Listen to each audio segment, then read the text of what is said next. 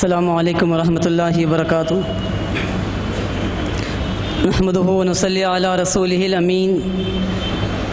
اما بعد فاعوذ باللہ السمیع العلیم من الشیطان الرجیم، بسم اللہ الرحمن الرحیم۔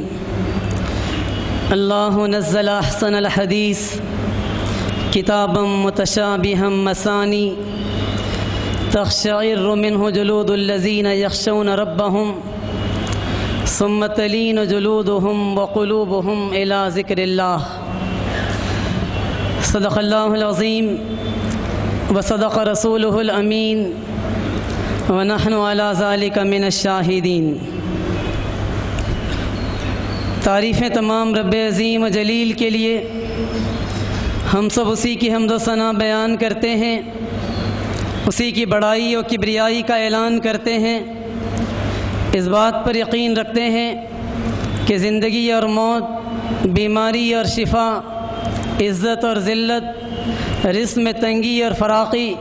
یہ ساری چیزیں تنہا اسی کے اختیار میں ہیں۔ قوموں کو مقام عروج پر پہنچانا یا ذلیل و پست کر کے پھینک دینا، یہ بھی تنہا اسی کے اختیار میں ہیں۔ درود و سلام تمام انبیاء اور مرسلین پر، بالخصوص خاتم النبیین محمد عربی صلی اللہ علیہ وسلم پر، جنہوں نے اس شاہراہ ہدایت سے ہم کو واقف کروایا جو دنیا کی اس فانی زندگی میں بھی کامیابی کی ضامن ہے، اور اس کے بعد آنے والی ہمیشگی کی زندگی میں بھی کامیابی اور نجات کی ضامن۔ مسند احمد کی ایک حدیث میں نبی اکرم صلی اللہ علیہ وسلم کا یہ ارشاد ملتا ہے کہ اللہ رب العالمین نے روئے زمین پر 1,24,000 پیغمبروں کو بھیجا۔ ان میں 315 پیغمبر وہ تھے جنہیں کتابیں یا صحیفے دیے گئے۔ روئے زمین پر اللہ کی جانب سے بھیجے جانے والی کتابوں اور صحیفوں، ان کا اگر ہم تفصیل سے جائزہ لے کر دیکھیں اور خدا کی آخری کتاب کے ساتھ ان کا موجودہ اسٹیٹس میں مقابلہ کر کے دیکھیں تو محسوس ہوتا ہے کہ روئے زمین کی یہ واحد کتاب ہے جو اس شکل میں محفوظ ہے جس شکل میں جبرائیل امین نے اسے قلب محمدی پر نازل کرنے کا کام کیا تھا۔ یہ اس کتاب مبین کی سب سے پہلی خصوصیت، اور اللہ رب العالمین نے اس کا اعلان کیا تھا کہ انا نحن نزلنا الذکر وانا لہ لحافظون، ہم نے اس کو نازل کیا اور ہم ہی اس کی حفاظت کرنے والے۔ حضرت آدم علیہ السلام کو اللہ رب العالمین نے صحیفے دیے، ان کے بیٹے حضرت شیس علیہ السلام کو بھی پیغمبر بنایا گیا۔ روایات یہ بتاتی ہیں کہ ان کو بھی اللہ نے کتاب دی۔ حضرت ادریس علیہ السلام انسانی تاریخ کے اندر ایک بڑے قدیم پیغمبر ہیں، ان کے اوپر اللہ نے جو کتاب نازل کی تھی اس کا کچھ حصہ جو ابھی پچھلے کچھ سالوں پہلے دستیاب ہوا تھا، اس کا ٹرانسلیشن بھی ہوا ہے انگلش زبان میں، اور ابھی حال میں وہ پرنٹ ہوا ہے۔ اور پھر اس کے بعد قدیم انبیاء میں سے حضرت نوح علیہ السلام ہیں، جن کے ماننے والے عراق میں آج بھی پائے جاتے ہیں اور جنہیں قرآن صابئی کہتا ہے۔ ان الذین آمنوا والذین ہادوا والصابئون والنصارى، قرآن جب یہ تذکرہ کرتا ہے اہل ایمان یہود اور نصارہ کے ساتھ صابئون کا، تو صابئی سے مراد وہ گروہ ہیں جو حضرت نوح علیہ السلام کے پیرو ہونے کا دعویٰ کرتے ہیں۔ ان کا یہ کہنا ہے کہ نوح علیہ السلام پر جو کتاب نازل ہوئی تھی اس کتاب کی کچھ لائنز ہمارے پاس محفوظ ہیں۔ ان کا یہ کلیم نہیں ہے کہ ساری کی ساری کتاب محفوظ ہے، بلکہ اس کتاب کی کچھ لائنز ہمارے پاس محفوظ۔ اور پھر اس کے بعد اللہ رب العالمین نے زبور کی شکل میں حضرت داؤد علیہ السلام کو جو کتاب ہدایت دی تھی، وَآتَيْنَا زَبُورًا کہہ کر جس کا اعلان کیا تھا، وہ کتاب بھی اس وقت زمین پر اپنی اصلی شکل میں محفوظ نہیں ہے۔ توریت اور انجیل موسیٰ اور عیسیٰ علیہ السلام پر نازل کی گئی کتابیں، خاص طور پر اس کے اندر انجیل وہ کتاب ہے جو اس زمین پر بہت وسیع پیمانے پر پھیلی ہوئی، لیکن آسمانی کتابوں کے اوپر ریسرچ کرنے والے ایک ادارے نے جو کہ جرمنی میں قائم کیا گیا تھا، اور جس نے ایک طویل ریسرچ کمپیریٹیو اسٹڈی کے اوپر کیا، خاص طور پر قرآن اور بائبل کے بارے میں، تو اس کے غیر مسلم ڈائریکٹر پریٹزل کا یہ کہنا ہے کہ ہم نے بائبل کے جتنے ممکن نسخے قدیم سے قدیم مل سکتے تھے ان کو جمع کیا، جتنے لیٹسٹ نسخے ملتے تھے ان کو ہم نے جمع کیا، اور پھر اس کے بعد ہم نے ان کو کمپیئر کر کے دیکھا تو ان میں ہم نے 2 لاکھ ایررز پائے، اور چھوٹی چھوٹی تبدیلیوں کو چھوڑ دیا جائے اور صرف اگر بڑی تبدیلیوں کو دیکھا جائے تو بائبل کے اندر 10,000 بڑے چینجز ہم نے پائے، اور ہم نے قرآن حکیم کا بھی تقابل کیا۔ ہم نے قرآن حکیم کے 42,000 نسخوں کی کاپیز حاصل کی،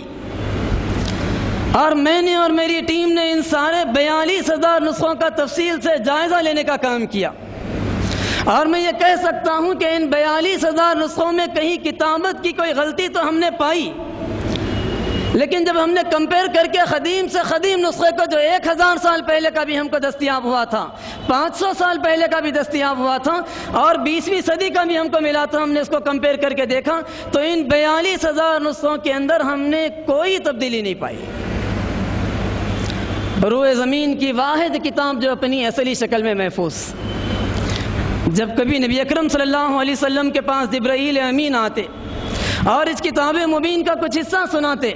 تو اللہ کے رسول پہلے مردوں کے مجمع میں جاتے اور قرآن کی آیات سناتے،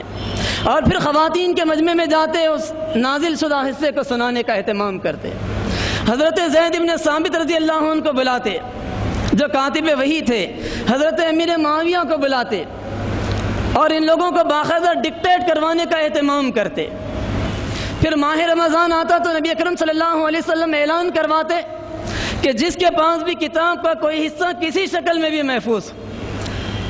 چاہے کسی جانور کی کھال پر لکھا ہوا ہو، چاہے کسی درخت کی چھال پر لکھا ہوا ہو، چاہے کسی صفحے کے اوپر لکھا ہوا ہو، یا کوئی حصہ کسی کو یاد ہو، حافظے میں محفوظ ہو، وہ آئے اور آ کر سنا کر تصحیح کرنے کا اہتمام کرے۔ چنانچہ نبی اکرم صلی اللہ علیہ وسلم خود مسجد نبوی میں قرآن کو سنانے کا اہتمام کرتے، لوگ ان کو سنتے اور اپنے پاس جو نسخے ہوتے ان کو کریکشن کرنے کا اہتمام کرتے۔ پھر انسانی تاریخ کے اندر محمد صلی اللہ علیہ وسلم وہ واحد پیغمبر ہیں جنہوں نے اپنے ماننے والوں کو اس کتاب کی آیات کو یاد کرنے کی طرف متوجہ کرنے کا کام کیا، ورنہ پوری انسانی تاریخ میں 1,24,000 پیغمبروں میں سے جن جن کو اللہ رب العالمین نے کتابیں یا صحیفے دیے تھے ان میں سے کسی نے بھی اپنے ماننے والوں کو اس کو یاد کرنے کی طرف توجہ نہیں دلائی۔ نبی اکرم صلی اللہ علیہ وسلم کا جس موقع پر انتقال ہوا، حضرت عمر فاروق رضی اللہ تعالیٰ عنہ آئے حضرت ابو بکر کے پاس اور کہا کہ اے مسلمانوں کے خلیفہ، میں بہتر یہ سمجھتا ہوں کہ کتاب الہی کو ایک جگہ جمع کرنے کا اہتمام کر دیا جائے۔ حضرت ابو بکر نے کہا کہ جو کام رسول اللہ نے نہیں کیا ہے وہ میں کیسے کر سکتا ہوں۔ حضرت عمر بار بار آتے رہے، توجہ دلاتے رہے، یہاں تک کہ وہ مرحلہ آیا جبکہ ایک جنگ میں 70 حفاظ شہید ہو گئے مسیلمہ کذاب کے خلاف۔ اس موقع پر دوبارہ حضرت عمر آئے اور آ کر انہوں نے حضرت ابو بکر سے کہا کہ کم از کم اب تو آپ قرآن حکیم کو ایک جگہ لکھنے کا اہتمام کروائیے۔ حضرت ابو بکر نے باقاعدہ ایک کمیشن بٹھایا، خود حضرت عمر کو اس کمیشن کا چیئرمین بنایا، کاتب وحی زید بن ثابت رضی اللہ عنہ کو اس کا ممبر بنایا، اور مزید کچھ افراد کو اس کمیشن کا حصہ بنایا، اور اس کو ذمہ داری دی کہ یہ کتاب الہی کی آیات کو ایک جگہ جمع کرنے کا اہتمام کرے۔ حضرت عمر نے اعلان کیا کہ کسی آیت کے بارے میں اگر کوئی یہ کہتا ہے کہ میں نے اس کو نبی اکرم صلی اللہ علیہ وسلم سے سنا ہے اور ثبوت کے طور پر مزید ایک گواہ کو پیش کرتا ہے تو ہم اسے لکھنے کا اہتمام کریں گے۔ گویا نبی اکرم صلی اللہ علیہ وسلم سے کسی نے قرآن کو سنا ہے اور اس کا گواہ ہے، یعنی 2 افراد موجود ہیں زمین کے اوپر، تو ہم اس کو لکھیں گے۔ 1 سال کے اندر اندر اس کمیشن نے بڑی تیزی کے ساتھ اپنے کام کو مکمل کیا۔ حضرت عمر کہتے ہیں کہ ہمارا کام اپنے اختتامی مرحلے پر تھا، اور اس موقع پر قرآن کی ایک آیت تھی لَقَدْ جَاءَكُمْ رَسُولٌ مِّنْ أَنفُسِكُمْ عَزِيزٌ عَلَيْهِ مَا عَنِتُّمْ حَرِيصٌ عَلَيْكُمْ بِالْمُؤْمِنِينَ رَءُوفٌ الرَّحِيمٌ۔ یہ وہ آیت تھی جس کے بارے میں ہم کو اطلاع ملی کہ سوائے حضرت ابو خزیمہ رضی اللہ عنہ کے کسی شخص کو کوئی شخص ایسا نہیں ہے جو اس بات کا دعویٰ کرتا ہوں کہ اس نے نبی صلی اللہ علیہ وسلم سے راست یہ آیت سنی۔ حضرت زید اور حضرت عمر کا کہنا ہے کہ ایک اور گواہ کی تلاش میں ہم نے مدینے کے ہر گھر کا دروازہ کھٹکھٹایا، لیکن پورے مدینے میں کوئی شخص ایسا نہیں ملا۔ لیکن اس دوران میں ایک صحابی ہمارے پاس آئے اور انہوں نے آ کر یہ بات بتلائی کہ ایک مرحلے پر حضرت ابو خزیمہ رضی اللہ تعالیٰ عنہ نے نبی اکرم صلی اللہ علیہ وسلم کی تصدیق کی تھی۔ اس موقع پر جب کہ لوگ آپ کو جھٹلا رہے تھے، آپ کی تکذیب کر رہے تھے، تو اللہ کے رسول نے ان سے خوش ہو کر یہ بات بتائی تھی کہ ابو خزیمہ آج سے آپ کی گواہی 2 مسلمان مردوں کے برابر کاؤنٹ کی جائے گی۔ اندازہ کیجئے کہ آخری آئے تھے، دوسرا گواہ نہیں مل پاتا، اور درمیان میں ایک اور صحابی آ کر کہتے ہیں کہ یہ جو آخری صحابی موجود ہیں اس کی تائید کرنے والے، ان کی گواہی 2 مسلمان مردوں کی گواہی کے برابر۔ چنانچہ حضرت عمر کہتے ہیں کہ اس آیت کو ہم نے لکھ لیا اور کتاب مبین کو ایک جگہ جمع کرنے کا کام مکمل ہو گیا۔ حضرت ابوبکر کی زندگی میں وہ نسخہ محفوظ رہا، بعد میں حضرت عمر کے پاس آیا، پھر ام المومنین حضرت حفصہ رضی اللہ عنہ کے پاس گیا، اور حضرت عثمان کے دور میں جب آیا تو اس کی 7 کاپیز کی گئیں، اور مملکت اسلامی کے الگ الگ علاقوں میں حضرت عثمان نے نہ صرف اس نسخے کو بھیجا بلکہ اس کے ساتھ ایک خاری کو بھی بھیجا تاکہ ایک خرد پر لوگوں کو جمع کرنے کا بھی اہتمام کیا جائے۔ تو اس بے نظیر طریقے سے اللہ نے اس کتاب کی حفاظت کا انتظام کیا ہے۔ آج اگر روئے زمین کے سارے کاغذات کو جلا دیا جائے، کوئی تحریر باقی نہیں رہے، تب بھی اس کتاب مبین کو زمین پر سے ختم نہیں کیا جا سکے گا، اس لیے کہ اللہ نے لاکھوں سینوں میں اس کتاب کو محفوظ کرنے کا انتظام کیا ہے۔ کسی سینے میں کچھ آیات موجود ہیں، کسی سینے میں کچھ صورتیں موجود ہیں، کسی میں اس کا کچھ حصہ موجود ہے، کسی میں پورا حصہ موجود ہے۔ لاکھوں کروڑوں سینے ہیں جس کے اندر کچھ نہ کچھ حصہ اس کا موجود ہے۔ تو یہ کتاب مبین کی پہلی خصوصیت، اس لحاظ سے اس کتاب کی قدردانی کی ضرورت کہ اللہ نے اس بے نظیر طریقے سے اس کی حفاظت کر کے ہمارے تک پہنچانے کا انتظام کیا ہے۔ دوسرا یہ کہ روئے زمین کے اوپر اپنے اثرات کے لحاظ سے بھی سب سے بے نظیر کتاب یہی۔ حضرت عدی بن حاتم رضی اللہ عنہ کہتے کہ جب نبی اکرم صلی اللہ علیہ وسلم کی دعوت مدینے میں پھیلی اور میرے قبیلے پر بھی اس دعوت نے تسلط حاصل کرنا شروع کر دیا، تو مجھے سب سے زیادہ ناپسندیدہ شخصیت اگر کوئی تھی زمین پر تو وہ محمد صلی اللہ علیہ وسلم اور ان کی دعوت۔ میں نے فوراً فیصلہ کیا کہ مجھے اس زمین کو چھوڑ دینا چاہیے۔ میں مدینے کو چھوڑ کر نکل گیا، وہاں سے دور چلا گیا، لیکن کچھ دن کے بعد میں نے سوچا کہ مجھے اس دعوت کے بارے میں غور تو کرنا چاہیے، دعوت سننا تو چاہیے کہ آخر وہ کیا کہتے ہیں، اگر مناسب دکھی تو قبول کرنا چاہیے ورنہ اسے ریجیکٹ کر دینا چاہیے۔ میں واپس آیا، جیسے ہی میں مدینے میں داخل ہوا، مدینے میں دھوم مچ گئی کہ عدی بن حاتم آ گئے، عدی آ گئے۔ لوگ تعجب بھی کرنے لگے کہ آخر عدی کیسے واپس آ گئے۔ نبی اکرم صلی اللہ علیہ وسلم نے آگے بڑھ کر میرا استقبال کیا، اپنے گدھے پر مجھے بٹھایا، خود بھی اس کے اوپر سوار ہوئے، اور پھر اس کے بعد کہا کہ عدی اسلام قبول کر لو۔ مجھے معلوم ہے کہ عدی تم کیوں اسلام نہیں قبول کر رہے ہو؟ تم یہ سمجھتے ہو کہ یہ مٹھی بھر لوگ جو مدینے میں ہیں، اس دعوت کے نتیجے میں ساری دنیا ان کی مخالف ہو گئی ہے، اور تم نہیں چاہتے کہ اس مخالفت کو مول لو۔ عدی یاد رکھو، ایک دن آئے گا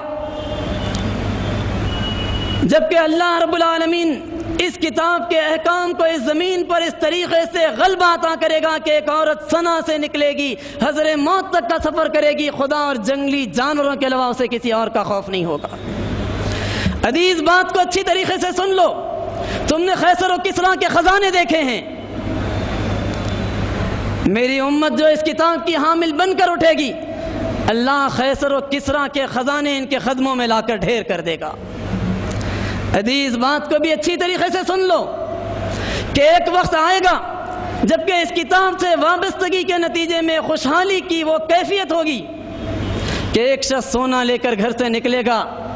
تلاش میں کہ کوئی اس کو قبول کرنے کے لیے تیار ہو جائے بطور صدقہ یا بطور زکوٰۃ، تو کوئی ایسے شخص کو نہیں پائے گا جو اسے ایکسیپٹ کرنے کے لیے تیار ہو۔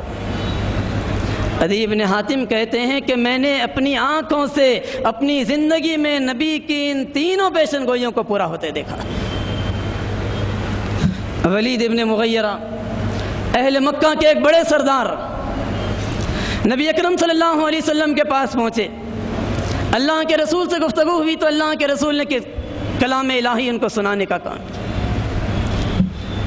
ولید ابن مغیرہ کے چہرے کا رنگ تبدیل ہو گیا، خاموشی سے چہرہ نیچے کر کے واپس نکلے اور گھر چلے گئے۔ لوگ ابو جہل کے پاس پہنچے اور کہا کہ ابو جہل ایسا محسوس ہوتا ہے کہ ولید ابن مغیرہ نے بھی محمد صلی اللہ علیہ وسلم کے ہاتھ میں ہاتھ دے دیا۔ ابو جہل دوڑا ولید ابن مغیرہ کے مکان کو پہنچا، جا کر کہا کہ چچا جان آپ اپنی پوزیشن کلیئر کیجئے، لوگ آپ کے بارے میں افواہیں پھیلا رہے ہیں، مختلف چمے گوئیاں آپ کے بارے میں ہو رہی ہیں۔ ولید ابن مغیرہ نے کہا کہ بھتیجے آخر کہوں تو کیا کہوں، خدا کی قسم تمہارے اندر عربی زبان کا جاننے والا مجھ سے زیادہ اس زمین پر نہیں پایا جاتا، چاہے قصیدے کی کوئی قسم ہو، چاہے اشعار کی کوئی اور قسم ہو، چاہے نثر کی کوئی قسم ہو، ہر قسم کے کلام سے میں واقف، لیکن بخدا میں نے اپنی زندگی میں کبھی ایسا کلام نہیں سنا،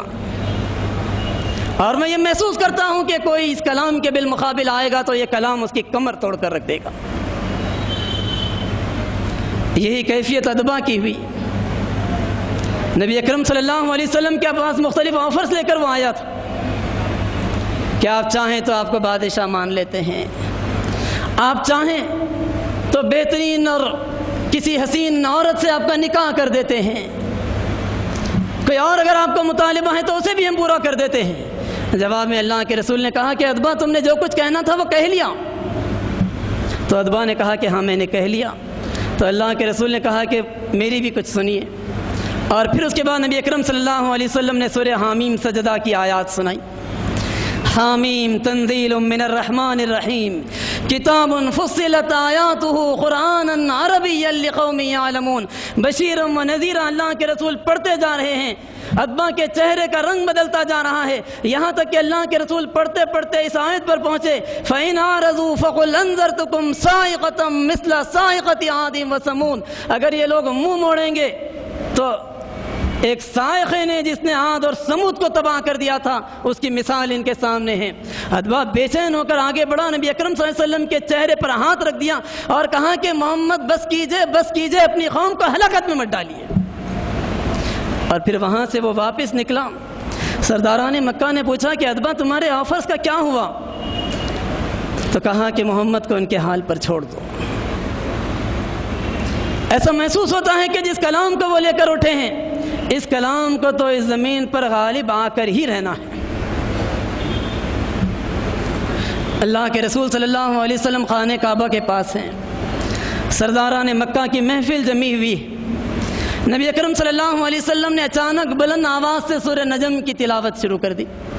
ایک عجیب سما بن گیا،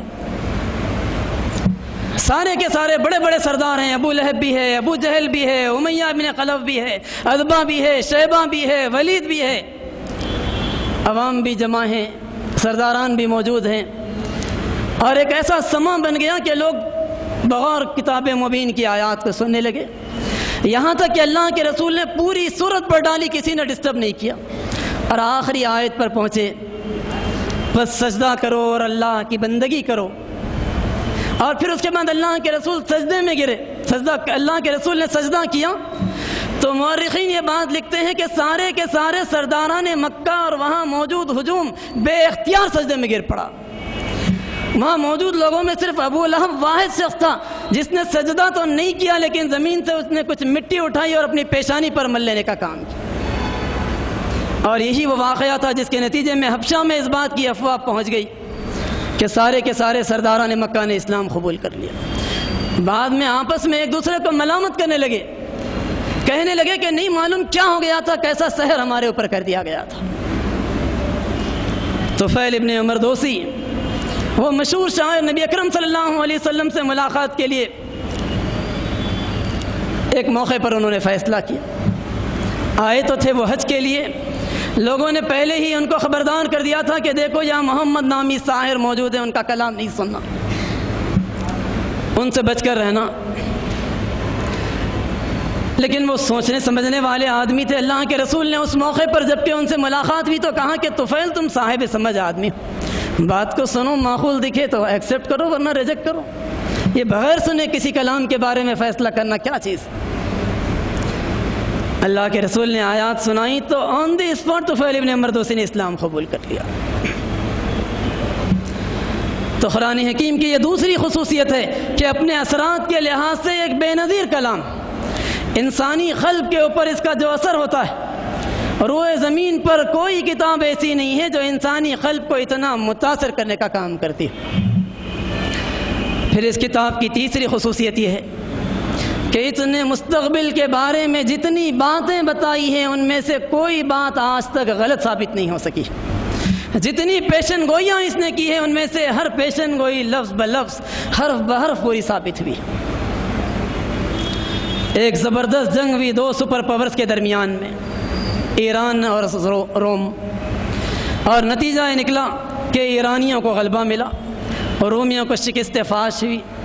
ایسی بدترین قسم کی شکست ہوئی کہ اندازہ یہ ہونے لگا کہ آئندہ کبھی زمین کے اوپر رومی طاقت بن کر اڑ بھی نہیں سکیں گے۔ ایرانی آتش پرست اور رومی حضرت مسیح علیہ السلام کی ماننے والے، مکہ میں اس بات کی اطلاع پہنچی تو اہل مکہ نے صحابہ کرام کو طعنے دینے شروع کیے، کہنا شروع کیا کہ دیکھو، تم جن کو آتش پرست کہتے ہو، تم جن کو مشرک کہتے ہو، ان کو آج کامیابی ملی ہے، اور ان لوگوں کے بالمقابل کامیابی ملی ہے جو کتاب و نبوت کے ماننے والے ہیں، جو رسالت و آخرت کے تسلیم کرنے والے ہیں۔ گویا تمہاری مانند ٹھیک ایسا ہی مرحلہ آئے گا کہ اس زمین کے اوپر تم ہمارے بالمقابل شکست فاش سے دوچار کر دیے جاؤ گے۔ حضرت ابوبکر صدیق رضی اللہ تعالیٰ عنہ نے اس موقع پر نازل ہونے والی آیات سنی۔ قرآن کی آیات اس زمانے میں نازل ہوئی، الف لام میم غلبت الروم فی ادنی الارض وهم من بعد غلبهم سیغلبون۔ رومی آج مغلوب ہو گئے ہیں لیکن چند ہی سالوں کے اندر اندر دوبارہ ان کو غلبہ مل جائے گا۔ اس بات کا ماننا بڑا مشکل تھا کہ دوبارہ رومی ایک طاقت بن کر اٹھ بھی سکیں گے۔ حضرت ابوبکر نے ایک سردار مکہ کے سامنے جب یہ آیات سنائی تو اس نے کہا کہ ابوبکر یہ نہیں ہو سکتا۔ دونوں کے درمیان میں شرط طے پا گئی۔ آ کر انہوں نے نبی اکرم صلی اللہ علیہ وسلم کو کیفیت سنائی تو اللہ کے رسول نے کہا کہ ابوبکر شرط میں کیا بات ہے؟ ابوبکر نے کہا کہ 5 سال میں رومیوں کو غلبہ مل جائے گا، اور غلبہ ملنے کے نتیجے میں 10 اونٹ سردار مکہ مجھے دے گا ورنہ مجھے دینا پڑے گا۔ اللہ کے رسول نے کہا کہ قرآن نے فی بضع سنین کے الفاظ استعمال کیے ہیں جن میں 10 سالوں تک کی گنجائش ہے۔ جاؤ ابوبکر، شرط میں تھوڑی سی تبدیلی کر لو، 10 سالوں تک کی مدت مقرر کرو اور بجائے صرف 10 اونٹوں کے 100 اونٹوں کی بات کر کے آ جاؤ۔ حضرت ابوبکر گئے، سردار مکہ کے سامنے بات رکھی تو اس نے ایکسیپٹ کر لیا۔ ٹھیک 7 سال گزرے تھے ان آیات کو نازل ہو کر، قرآن کی یہ پیشن گوئی پوری ہوئی اور رومیوں کو زبردست غلبہ ملا، ایک طاقت بن کر اٹھے اور انہوں نے ایرانیوں کو شکست دینے کا کام کیا۔ حضرت ابوبکر کو شرط کہ وہ 100 اونٹ ملے لے کر نبی کی خدمت میں حاضر ہوئے تو اللہ کے رسول نے کہا کہ ابوبکر ان کو صدقہ کر دو۔ اس دوران میں شرط کے ذریعے سے حاصل ہونے والی چیز کے استعمال کے ممنوع ہونے کا حکم آ چکا تھا۔ اسی طریقے سے قرآن حکیم نے صلح حدیبیہ کے موقع پر پیشن گوئی کی تھی کہ انا فتحنا لک فتحا مبینا۔ تاریخ اسلامی کا وہ نازک ترین مرحلہ تھا جبکہ مسلمانوں نے انتہائی دب کر ایک ایگریمنٹ کیا تھا، ایک ایسا ایگریمنٹ کیا تھا جس پر صحابہ کے دل بے چین ہو اٹھے تھے۔ حضرت عمر نے تو نبی اکرم صلی اللہ علیہ وسلم سے بحث کر دینے سوال کر ڈالا تھا کہ کیا آپ خدا کے سچے رسول نہیں ہیں؟ کیا آپ خدا کا سچا دین لے کر نہیں آئے ہیں؟ اگر سچے رسول ہیں اور سچا دین لے کر آئے ہیں تو کیوں اس طریقے سے ہم دب کر صلح کرنے کا کام کریں؟ لیکن اللہ کے رسول اس صلح کے اندر اسلام کے روشن مستقبل کو دیکھ رہے تھے اور نبی اکرم صلی اللہ علیہ وسلم یہ صلح کرنا چاہتے تھے، اور اسلامی تاریخ کا وہ سب سے نازک مرحلہ تھا جبکہ اللہ کے رسول نے صلح کی اور صحابہ سے کہا کہ یہیں پر تمہیں اٹھنا ہے، اپنے جانوروں کو ذبح کرنا ہے، احرام کھول دینا ہے، غسل کرنا ہے، بال کٹوانا ہے، یہیں سے واپس چلنا ہے۔ نبی نے 3 مرتبہ اپیل کی اور صحابہ میں سے ایک آدمی نبی کی اطاعت کے لیے اٹھنے تیار نہیں ہوا۔ نبی کی پوری زندگی کا واحد موقع تھا۔ بعد میں ام المومنین حضرت سلمہ نے مشورہ دیا کہ اللہ کے رسول، ایسا نہیں ہے کہ لوگ اطاعت کرنا نہیں چاہتے، بلکہ اس ایگریمنٹ پر لوگوں کے دل بڑے شکستہ ہیں، آپ جائیے خود اپنے جانور کو قربان کیجئے، اپنا احرام اتار دیجئے، آپ خود بات کٹوائیے، غسل کریے، دیکھیں کہ لوگ آپ کی پیروی کریں گے یا نہیں کریں گے۔ اللہ کے رسول کو یہ مشورہ پسند آیا، آپ نے جب یہ کام کیا تو دوسروں نے بھی آپ کی پیروی کی۔ اس زمانے میں قرآن کی آیات نازل ہوئی کہ انا فتحنا لک فتحا مبینا، ہم نے آپ کو ایک کھلی فتح دی۔ یہ سمجھنا بڑا مشکل تھا کہ مسلمان عمرہ نہیں کر پا رہے ہیں، مکے میں ان کو انٹری نہیں دی جا رہی ہے، ایگریمنٹ یہ ہوا کہ اگلے سال بھی آئیں گے تو صرف 3 دن مکے میں رہ پائیں گے، کوئی شخص اسلام قبول کر کے مدینے میں آئے گا تو اسے مدینے میں انٹری نہیں دے پائیں گے، کوئی اسلام کو چھوڑ کر مرتد ہو کر فرار ہو کر مکے کو آئے گا تو اہل مکہ اسے انٹری دے سکیں گے، ایسے ایگریمنٹ اور قرآن کی آیات۔ لیکن تاریخ نے 2 سالوں کے اندر یہ ثابت کر دیا کہ اس صلح کے نتیجے میں جو حالت امن مسلمانوں کو میسر آئی، اس کے نتیجے میں دعوت کا کام انتہائی تیزی کے ساتھ نبی اکرم صلی اللہ علیہ وسلم نے کیا، صحابہ نے کیا۔ یہی وہ زمانہ تھا جس میں بحرین کے بادشاہ کے پاس نبی کا نمائندہ پہنچا تو اس نے اسلام قبول کیا۔ عمان کے 2 بادشاہ تھے، جعفر اور عبد، ان دونوں کے پاس نبی کا نمائندہ پہنچا تو دونوں نے اسلام قبول کیا۔ ہرقل روم کے پاس نبی کا نمائندہ پہنچا تو اس نے اسلام قبول تو نہیں کیا لیکن اس کی تصدیق کرنے کا کام کیا۔ اطراف کے سارے بادشاہوں کے پاس نبی کے نمائندے پہنچے، اطراف سے 35 ڈیلیگیشن سے جو نبی اکرم صلی اللہ علیہ وسلم کی خدمت میں آئے، راست ملاقات کی اور انہوں نے قرآن کو سمجھا، نبی کی دعوت کو سمجھا۔ بہت ساروں نے اسلام قبول کیا، جنہوں نے اسلام قبول نہیں کیا انہوں نے کم از کم حلیفانہ تعلقات قائم کر لے۔ قرآن حکیم نے یہ پیشن گوئی بھی کی تھی کہ کامیابی بڑی واضح اور کھلی قسم کی ہوگی، اور دنیا نے دیکھا کہ 2 سالوں میں اس صلح حدیبیہ کے نتیجے میں وہ نقشہ بدلا کہ مسلمانوں کی قوت جو پچھلی جنگ کے موقع پر 3000 تھی، 2 سالوں کے اندر 10,000 تک پہنچی، اور ایک ایسی بے نظیر فتح مکے میں مسلمانوں کو اللہ نے دی کہ پھر اس کے بعد مسلمان پورے کے پورے جزیرہ نمائے عرب میں غالب آ گئے۔ اسی طریقے سے قرآن نے اس بات کی پیشن گوئی کی کہ واللہ یعصمک من الناس، اے نبی ہم آپ کی حفاظت کریں گے۔ اللہ کے رسول کو قتل کرنے کی دار الندوہ میں جو کہ ان کی پارلیمنٹری سازشیں ہوئی، کبھی نبی کے گھر کا گھیراؤ ننگی تلواریں ہاتھ میں لے کر نوجوانوں نے کیا، کبھی سراخا گھوڑے پر پیچھا کرتے کرتے نبی کے قریب پہنچ گیا، کبھی نبی لیٹے ہوئے ہیں آرام کر رہے ہیں، اچانک دشمن تلوار لے کر پہنچ گیا، پوچھا کہ بتاؤ تم کو مجھ سے کون بچائے گا۔ کبھی یہودیوں نے اوپر سے پتھر گرا کر مارنا چاہا،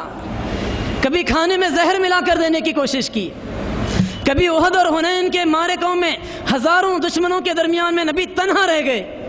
لیکن قرآن کی یہ پیشن گوئی پوری ہو کر رہی کہ واللہ یعصمک من الناس، اللہ لوگوں سے آپ کی حفاظت کر کے رہے گا۔ تو یہ کتاب مبین کی تیسری خصوصیت ہے کہ اس نے جو پیشن گوئی کی ہے ان میں سے کوئی پیشن گوئی ایسی نہیں ہے جو کبھی غلط ثابت ہوئی ہے۔ پھر اس کتاب مبین کی چوتھی خصوصیت یہ ہے کہ اس کے اندر کوئی کنٹراڈکشن نہیں پایا جاتا۔ اعتراض کرنے والے یہ کہتے ہیں کہ یہ محمد صلی اللہ علیہ وسلم کا اپنا کلام، اگر یہ کوئی انسانی کلام ہوتا تو اتنے تغیرات نبی کی زندگی میں آئے کہ انسانی دل و دماغ حالات سے متاثر ہوئے بغیر نہیں رہ سکتا تھا، لیکن یہ کتاب، اس کی آیات یہ بتاتی ہیں کہ اس نے عقائد پر گفتگو کی ہے، اس نے معاملات کے اوپر گفتگو کی ہے، اس نے قانون جنگ کے بارے میں ہدایات دی ہیں، اس نے انسانوں کے ڈیولپمنٹ کے بارے میں، شخصیت کے ارتقاء کے بارے میں ہدایات دی، سلطنت و حکومت کے بارے میں ہدایات دی، عمرانیات کا اس نے واضح تصور دینے کا کام کیا، زندگی کے اصول اس نے مختلف طریقوں سے دیے،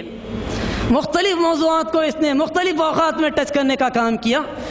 لیکن کہیں اس کے اندر کوئی کنٹراڈکشن نہیں پایا جاتا۔ وَلَوْ كَانَ مِنْ عِنْدِ غَيْرِ اللَّهِ لَوَجَدُوا فِيهِ اخْتِلَافًا كَثِيرًا، اگر یہ غیر اللہ کا کلام ہوتا تو اس کے اندر کثرت سے اختلافات کو پاتے،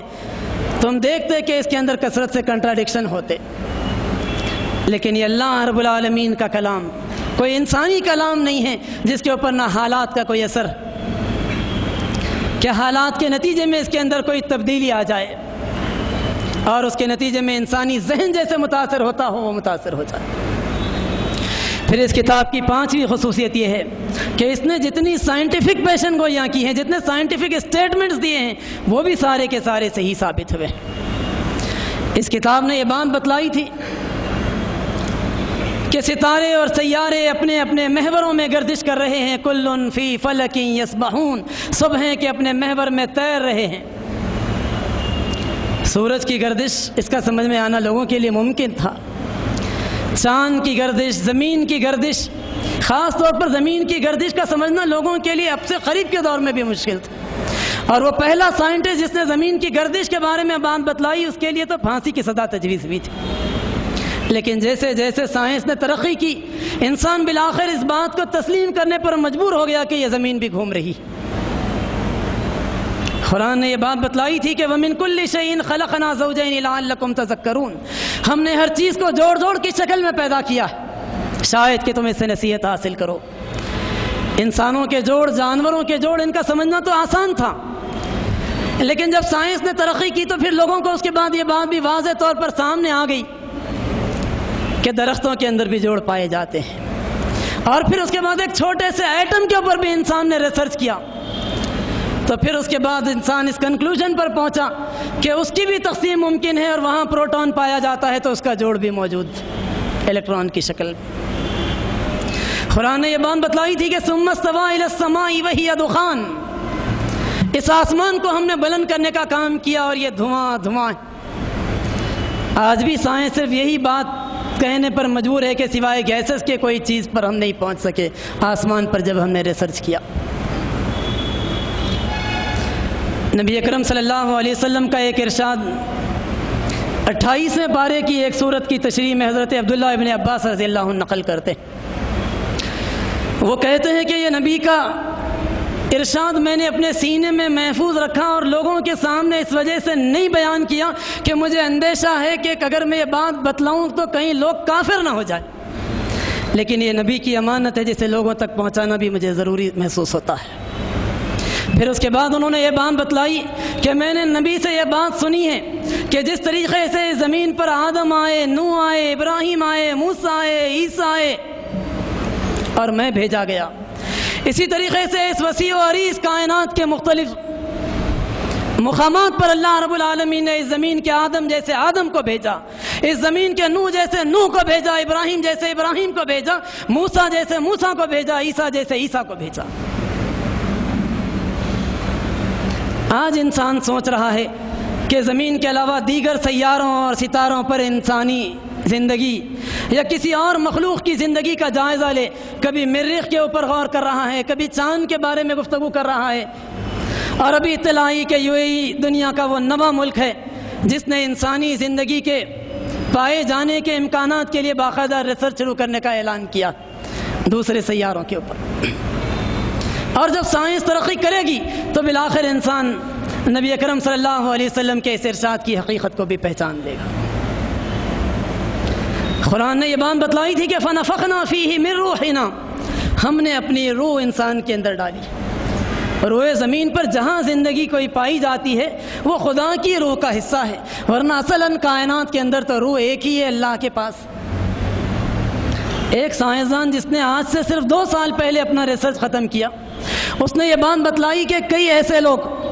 جو موت کے قریب پہنچ چکے تھے، نزا کی کیفیت میں تھے، میں نے ان کے اوپر ریسرچ کیا، ان کے اطراف میں نے ایک میگنیٹک سسٹم کو ڈیولپ کرنے کا کام کیا، اور میں نے یہ جائزہ لے کر دیکھنے کی کوشش کی کہ جب انسان کی موت واقع ہوتی ہے تو کیا تبدیلی آتی ہے۔ اور میں نے یہ دیکھا کہ جیسے ہی کسی انسان کی موت واقع ہوئی، اس کی گردن ڈھلکی،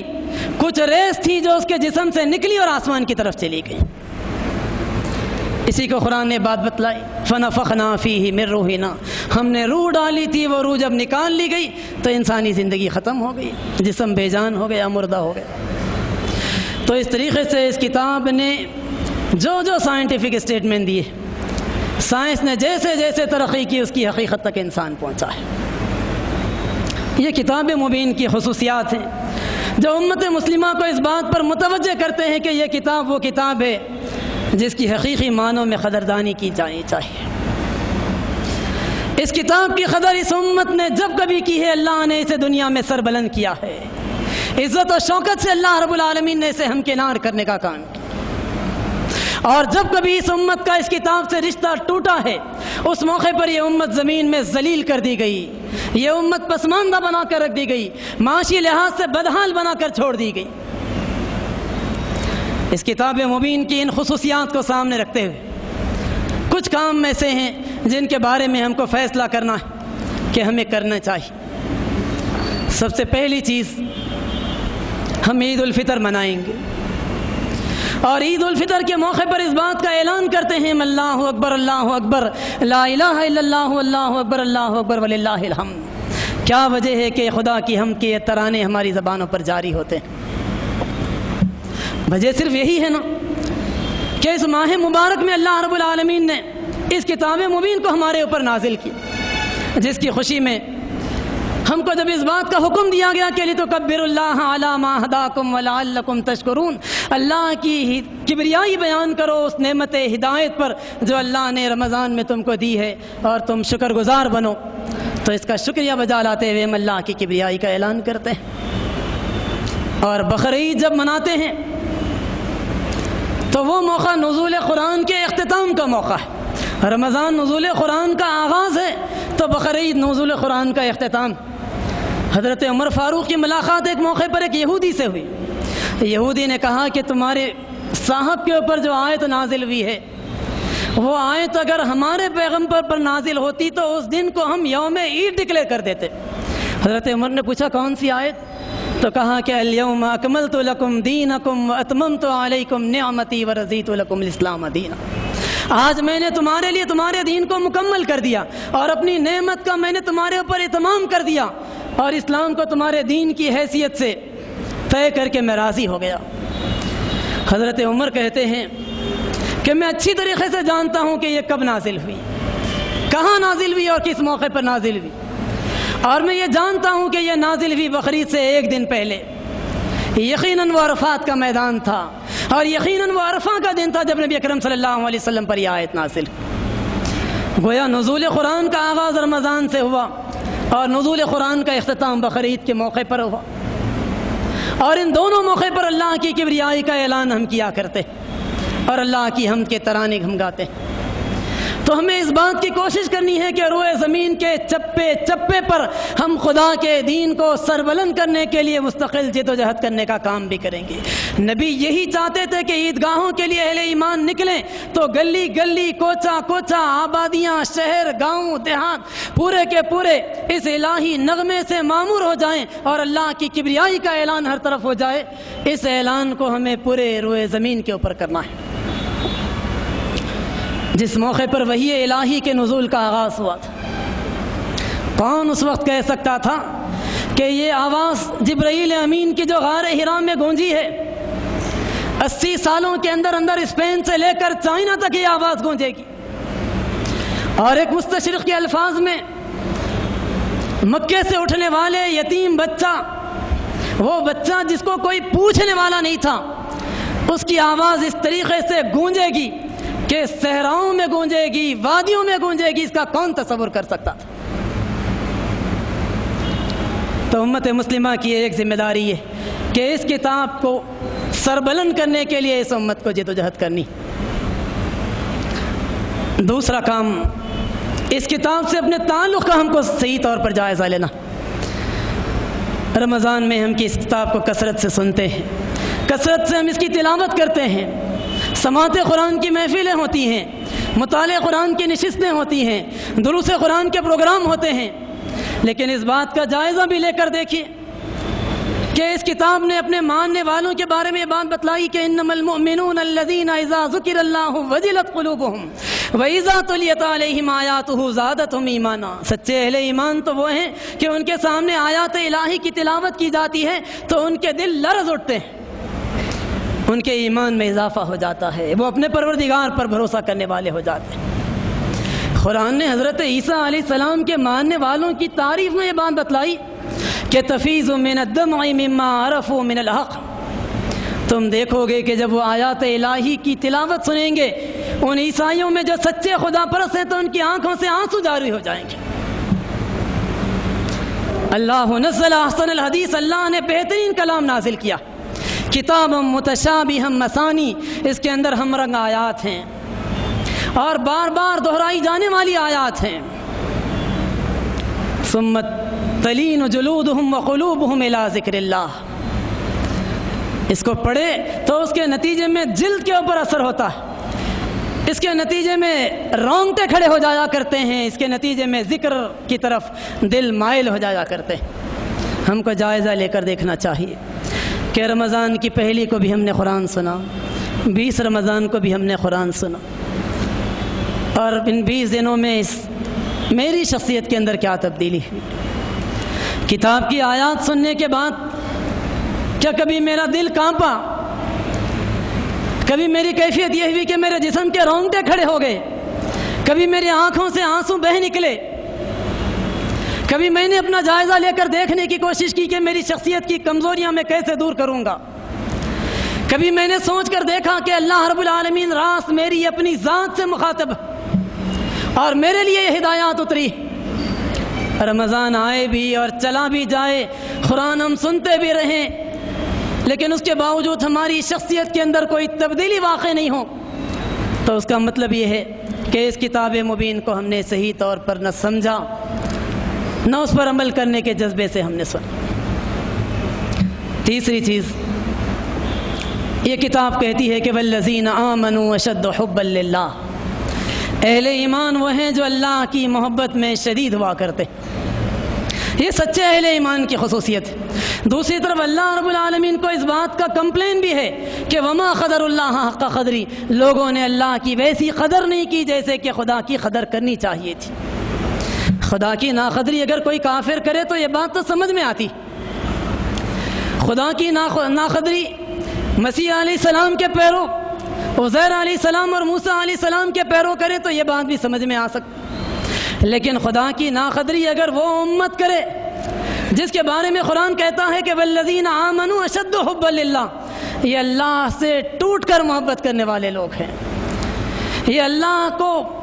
چاہنے والے اور ایسے چاہنے والے ہیں کہ اس کی چاہت میں یہ بھوکے رہ سکتے ہیں، پیاسے رہ سکتے ہیں، اپنی نیند کی قربانی دے سکتے ہیں، خواہش نفس پر کنٹرول کر سکتے ہیں، اپنے مال کو یہ لٹا سکتے ہیں۔ خدا سے محبت کے بغیر اگر دنیا میں زندگی انسان کی گزرتی ہے تو ایسی بے کیف زندگی ہے، ایسی بے سرور زندگی ہے کہ اس زندگی سے اچھی موت اچھی ہے۔ زندگی میں جینے کا اگر اصل لطف ہے، اگر حقیقی لذت ہے، اگر حقیقی مزہ ہے تو خدا کی معیت میں جینے کا مزہ ہے، اس احساس کے ساتھ کہ خدا میرے ساتھ موجود ہے، وَهُوَ مَعَكُمْ أَيْنَمَا كُنْتُمْ، تم جہاں بھی ہو تمہارا رب تمہارے ساتھ ہے۔ لَا تَخَافَا إِنَّنِي مَعَكُمَا أَسْمَعُ وَأَرَىٰ، تم ڈرو مت، تم چاہے فرعون کے دربار میں کھڑے کیوں نہ ہو، وہاں میں تمہاری پکار سنوں گا۔ تم مجھے پکارو گے تو میں تمہاری پکار کا جواب دینے کے لیے موجود ہوں، میں تمہاری شہرت سے کہیں زیادہ قریب ہوں۔ وہ رب جس نے قرآن جیسی نعمت دی، وہ رب جس نے محمد صلی اللہ علیہ وسلم جیسے پیغمبر کی امت میں ہم کو پیدا کیا، وہ رب جس نے ہمیں انسان بنایا، وہ رب جس نے ہمیں سوچنے اور سمجھنے کی قوتیں عطا کی، وہ رب جس نے ہمارے اوپر بے پناہ قسم کے احسانات کیے، اور وہ رب جو ہماری ماں سے کہیں زیادہ ہم کو چاہتا ہے، ہمارے باپ سے کہیں زیادہ ہم سے محبت کرتا ہے، اگر ہم اس کو جواب میں ٹوٹ کر چاہنے والے نہیں بنے، اس سے اگر ہم محبت کرنے والے نہیں بنے تو کیا یہ خدا کی ناقدری نہیں ہے تو اور کیا ہے؟ امت نے جب کبھی اللہ کی قدردانی کی، اس نے اللہ کے کلام کی بھی قدردانی کی، اور جب کبھی خدا کی قدردانی کی، خدا کے کلام کی قدردانی کی، اللہ نے اس امت کو دنیا میں سربلند کیا۔ اور جب ناقدری کی تو بقول خرم مراد رحمۃ اللہ علیہ، سابق نائب امیر جماعت اسلامی پاکستان کے، کہ اللہ نے چھوٹے سے گروہ یہودیوں کے ہاتھوں ان کو پٹوا دیا۔ وہ یہودی جو دنیا میں مغضوب ہوئے، وہ یہودی جو دنیا میں ذلیل ہوئے، جن پر خدا کی پھٹکار پڑی، ان کے ہاتھوں پٹوانے کا آخر کیا مطلب ہے؟ وہ کہتے ہیں کہ پاکستان کے ہمارے معاشرے میں یہ کلچر ہے کہ اگر کوئی ملازم اپنے مالک سے بے وفائی کرتا ہے تو اسے کسی چوراہے پر کھڑا کر دیا جاتا ہے، اور اس کو مارنے اور پیٹنے کے لیے کسی معزز آدمی کو نہیں بلایا جاتا، مالک بھی نہیں پیٹتا، بلکہ معاشرے کے سب سے کم رتبے کے آدمی چمار کو بلایا جاتا ہے اور چمار کے ہاتھوں اس بے وفا ملازم کی پٹائی کروائی جاتی۔ یہی حال امت مسلمہ کا کہ خدا نے اس قوم سے جو کہ زمین پر خدا کی مغضوب ہے، جسے خدا نے ذلیل کرنے کا اعلان کیا، وَضْرِبَتْ عَلَيْهِمُ الذِّلَّةُ وَالْمَسْكَنَةُ وَبَاءُوا بِغَضَبٍ مِّنَ اللَّهِ، جس پر خدا کا غضب ٹوٹا، اس قوم کے ہاتھوں اگر اللہ اس امت کو پٹوا رہا ہے اور امت بے بسی کی کیفیات میں ہے، بے بسی کی یہ کیفیت کہ ہم دیکھ رہے ہیں کہ ہماری نگاہوں کے سامنے ہمارے ساتھی کاٹے جا رہے ہیں، ان کے اوپر بمباریاں ہو رہی ہیں، لیکن سوائے دعا کے ہم کچھ نہیں کر پا رہے۔ نصرت الہی کے لیے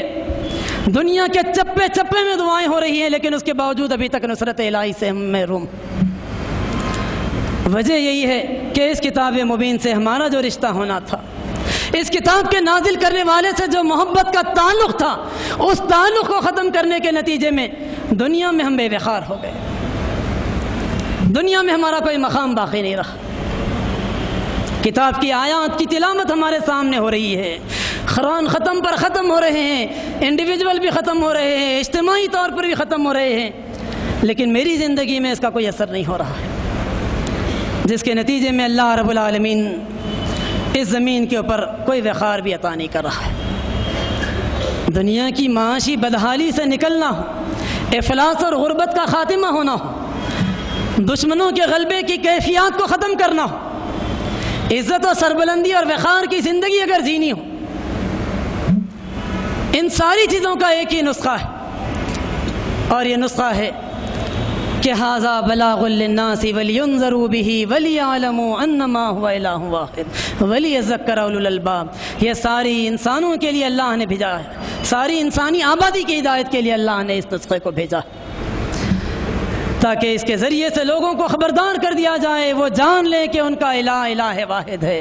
اور اہل عقل، اہل دانش، سوچنے سمجھنے والے اولو الالباب اس کے ذریعے سے نصیحت حاصل کریں۔ سامعین محترم، میں اپنی گفتگو کو اختتام پر لاتے ہوئے یہ بات آپ کے سامنے رکھوں کہ دنیا میں بہت سارے کاموں کے کرنے کے نتیجے میں یقیناً ہو سکتا ہے دنیا کی نعمتیں مل سکتی، لیکن سوچئے یہ دنیا کے محلات، عالی شان قسم کے بلڈنگز، بہترین قسم کے شاپنگ مالز، بہترین اور تیز رفتاری کے ساتھ ڈیولپ ہوتا ہوا یہ انفراسٹرکچر، شاندار بستے ہوئے شہر جن کی چکاچون ہماری نگاہوں کو متاثر کر رہی، یہ ساری چیزیں ہماری طرف بکھری، ہمارے اطراف میں پڑی ہوئی۔ سوچئے کہ ہم میں سے اگر ایک ایک کے بینک کے اندر 10-10 کروڑ کا بینک بیلنس بھی پڑا ہوا ہو، اور ہمارے اپنے کپ بورڈز کے اندر، ہماری الماریوں میں پہننے کے لیے بے شمار قسم کے لباس موجود ہوں، انواع و اقسام کے کھانے ہمارے دستر کے اوپر موجود ہوں، نعمتیں ٹپکی پڑ رہی ہوں، تب بھی وہ مرحلہ آنے والا ہے جب ان ساری چیزوں کو چھوڑ کر 2 سفید کپڑوں کے علاوہ کوئی چیز نہیں ملنے والی ہے۔ کروڑوں کے بینک بیلنس کو بھی چھوڑنا ہے، انواع و اقسام کی نعمتوں کو بھی چھوڑنا ہے، دنیا کی یہ چکاچون ختم ہونے والی ہے، یہ صحت ختم ہونے والی ہے، یہ عمر ختم ہونے والی ہے، یہ توانائی ختم ہونے والی ہے، اور یہ ساری چیزیں ایک دن فنا ہو جانے والی ہے، لیکن قرآن جو راہ بتلاتا ہے وہ ابدی اور لازوال نعمتوں کی راہ ہے، وہ ٹھنڈے سائے، وہ چشمے، وہ بہنے والی لازوال نہریں، وہ روحیں، اس کے اندر ہم اقسام کا گوشت، اس کے اندر رضائے الہی کا اعلان ہونا، وہاں موت کو موت آ جانا، یعنی یہ اعلان کہ اب کسی کو موت نہیں آئے گی، اور ان ساری چیزوں سے زیادہ دیدار الہی کا وہ مرحلہ جس کا تذکرہ کرتے ہوئے قرآن کہتا ہے کہ وجوہ یومئذ ناظرہ الی ربہا ناظرہ، خوش و خرم چہرے ہوں گے، اپنے پروردگار کو دیکھ رہے ہوں گے، اس کے دیدار سے نگاہیں لذت اٹھائیں گی، اور جب اپنے پروردگار کو دیکھیں گے، اس پروردگار کو جس کی محبت میں دنیا میں رمضان میں روزے رکھے تھے، جس کی محبت میں بھوک اور پیاس برداشت کی گئی تھی، جس کی محبت میں مال خرچ کیا گیا تھا، اندازہ کیجئے کہ وہ رب نگاہوں کے سامنے ہوگا اور ایسے ہوگا کہ نبی اکرم صلی اللہ علیہ وسلم نے بات بتلائی کہ 14ویں رات کا چاند نکل جائے، درمیان میں بادل نہیں ہو تو کیا اس کو دیکھنے میں کوئی دشواری ہوتی؟ صحابہ نے کہا کہ نہیں، کوئی دشواری نہیں ہوتی، ویسے تمہارا رب تمہاری نگاہوں کے سامنے ہوگا، اور جب اس کو دیکھنے کا مرحلہ ہوگا تو محسوس ہوگا کہ جنت کی یہ ساری نعمتیں تو ہیچ ہیں اس نعمت کے مقابل۔ وہ ابدی اور لازوال نعمتوں کی طرف قرآن دعوت دیتا ہے، نہ ختم ہونے والی نعمتیں، ہمیشہ کی نعمت، اس نعمت کے لیے مجھے اور آپ کو تیاری کرنی۔ قرآن دراصل یہی میسیج ہم کو دیتا ہے، یہی پیغام دیتا ہے کہ رمضان میں ہمیں خدا کی کبریائی کا اعلان کرنے کا عزم کرنا ہے، رمضان میں اپنی شخصیت کے ارتقاء کی طرف، اپنی پرسنالٹی ڈیولپمنٹ کے لیے ہم کو توجہ کرنی ہے، رمضان میں ہمیں اعلی کلمت اللہ کی جد و جہد کا عزم کرنا ہے، ذلت و محکومی کی زندگی سے نکلنے کا عزم کرنا ہے، گناہوں سے سچی توبہ کرنی ہے، دنیا کی مادی اور فانی چیزوں کی محبت دل سے نکال کر اللہ کی حقیقی محبت کو دل میں جگہ دینا ہے، اس کتاب کے حقیقی معنوں میں علمبردار بن کر دنیا تک اس کے پیغام کو پہنچانے کا کام کرنا ہے، اور الٹیمیٹلی اس کتاب کے احکام کو زمین میں جاری کرنے، نافذ کرنے کے لیے ہم کو کوشش کرنی ہے۔ وَلَوْ أَنَّ أَهْلَ الْقُرَىٰ آمَنُوا وَاتَّقَوْا لَفَتَحْنَا عَلَيْهِمْ بَرَكَاتٍ مِّنَ السَّمَاءِ وَالْأَرْضِ، وہ لوگ جنہیں کتاب دی گئی تھی اس پر ایمان لاتے، تقویٰ کی روش کو اختیار کرتے تو آسمان سے رحمتوں اور برکتوں کے دروازے ان کے لیے کھول دیے جاتے۔ یہ اطمینان قرآن نے دلایا۔ آئیے اس بات کا عزم کریں کہ ہم رمضان کے باقی ایام کا بھرپور استعمال کریں گے، قدر کی راتوں کی ناقدری نہیں کریں گے، چوراہوں پر بیٹھ کر گپ شپ کے اندر، غیر ضروری قسم کے ڈیبیٹس کے اندر، بلکہ قیام اللیل کے اندر اچھی محفلوں میں بیٹھ کر خدا کا ذکر کرتے ہوئے توبہ اور استغفار کے ذریعے سے، اور توبہ اس بات پر بھی کہ میری انفرادی زندگی میں کیا کمزوریاں ہوئیں، اور توبہ اس بات پر بھی کہ خدایا میں نے اپنے فرض منصبی سے جو غفلت برتی تو اس کے نتیجے میں آج فلسطین میں اس طریقے سے مجبور ہوں، خدایا ہم نے اجتماعی طور پر جو غلطیاں کی ہیں اس کے نتیجے میں ہم شام میں بے بسی کی اس کیفیت میں ہیں، خدایا برما میں ہم بے بسی کی کیفیت میں ہیں، تو وہ بھی دراصل ہماری کچھ نہ کچھ کمزوریوں کا اور خامیوں کا نتیجہ۔ امت نے جب اپنی اصلاح کی طرف توجہ کی اس موقع پر خدا نے مدد کی، امت نے جب غفلت کی خدا کی نصرت سے وہ محروم ہوئی۔ تو ہمیں اس بات کا عزم کرنا ہے کہ ہم اپنی زندگی کو بھی تبدیل کریں گے، اس کتاب کے داعی بھی بنیں گے، اس کی اقامت کی بھی جد و جہد کریں گے، تو اس کے نتیجے میں انشاءاللہ انفرادی زندگیوں میں بھی اللہ رب العالمین رحمت اور برکت نازل کرے گا، اجتماعی طور پر بھی یہ امت اپنا کھویا ہوا وقار حاصل کرے گی، کھویا ہوا مقام حاصل کرے گی۔ اللہ تعالیٰ سے دعا ہے کہ اللہ تعالیٰ کہنے اور سننے والوں کو عمل کی توفیق عطا فرما، اس کتاب کا حقیقی معنوں میں داعی اور علمبردار ہم کو بنا، اس کتاب کے ذریعے سے عزت اور سربلندی ہم کو عطا فرما، اس کتاب کے ذریعے سے محکومی کی اس کیفیات سے ہم کو نکال، اے اللہ بے بسی کی ان کیفیات سے نکال کہ ہماری نگاہوں کے سامنے ہمارے بھائی ان کی زندگیاں لٹ رہی ہیں لیکن ہم کچھ کرنے کے موقف میں نہیں۔ اے اللہ ہمیں قوت دے، طاقت دے، غلبہ عطا فرما، سربلندی عطا فرما، عزت عطا فرما، خوشحالی عطا فرما،